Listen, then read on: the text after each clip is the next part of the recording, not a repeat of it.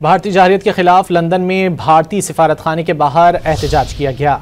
London में Kings college के करीब भारतीय हाई कमीशन के बाहर मुजाहिरीन ने भारतीय जारहियत रोकने का मुतालबा किया। दूसरी जानिब बरतानिया ने अपने शहरियों को खबरदार किया है कि वो हालिया तनाज़ात के बायस भारत और पाकिस्तान के कुछ हिस्सों का सफ़र न करें। भारतीय जारहियत के खिलाफ लंदन में भारतीय सिफारतखाने के बाहर एहतजाज किया गया। लंदन में किंग्स कॉलेज के करीब भारतीय हाई कमीशन के बाहर मुजाहिरीन ने भारतीय जारहियत रोकने का मुतालबा किया। दूसरी जानिब बरतानिया ने अपने शहरियों को खबरदार किया है कि वो हालिया तनाज़ात के बायस भारत और पाकिस्तान के कुछ हिस्सों का सफ़र न करें। भारतीय जारहियत के खिलाफ लंदन में भारतीय सिफारतखाने के बाहर एहतजाज किया गया। लंदन में किंग्स कॉलेज के करीब भारतीय हाई कमीशन के बाहर मुजाहिरीन ने भारतीय जारहियत रोकने का मुतालबा किया।